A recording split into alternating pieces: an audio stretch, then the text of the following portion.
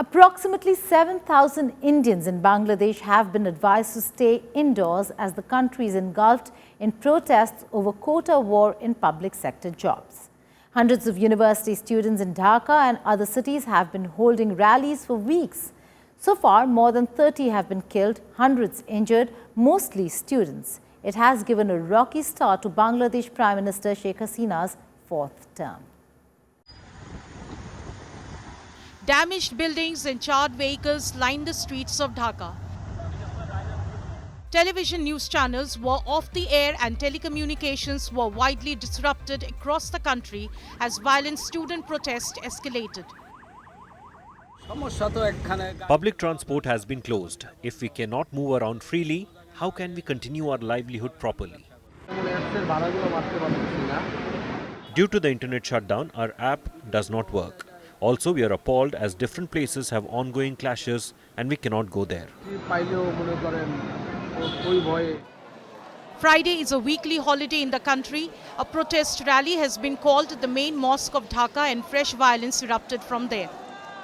A day before, on 18th July, thousands of students armed with sticks and rocks clashed with armed police in Dhaka. Eyewitness video showed fire breaking out amidst protest and thick smoke rising near the overpass bridge. How can the government run these attacks? We have been saying since the beginning that we are general students. It is a matter of common sense that over 50% of the jobs cannot be given away to quota holders. A normal state cannot be run like this.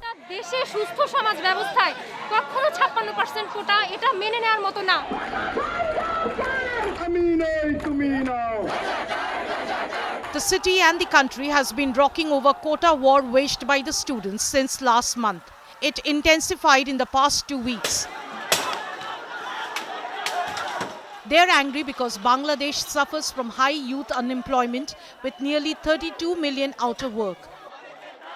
Students want abolition of a quota of 30% reservations for the families of freedom fighters in government jobs.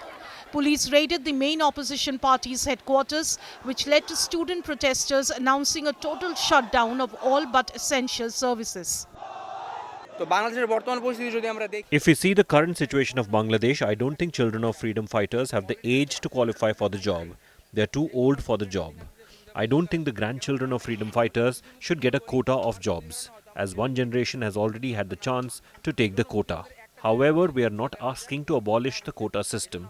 We are talking about reforming the system.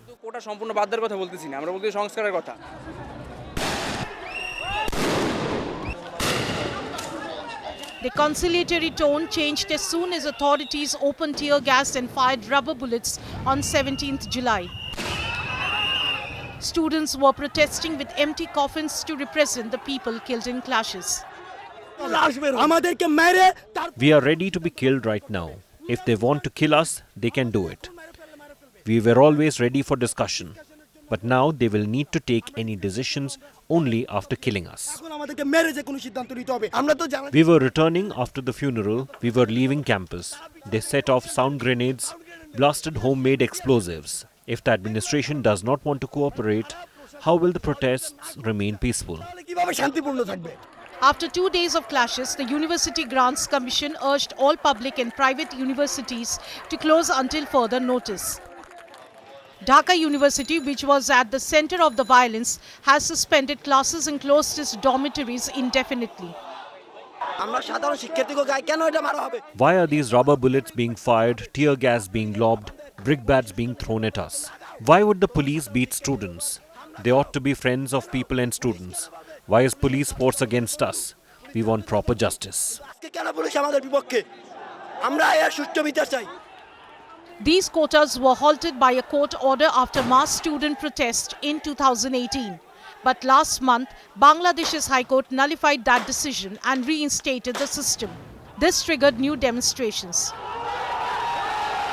The four-time Prime Minister Sheikh Hasina's reaction to student protest have fanned the fire to the most emotive issue of Bangladesh.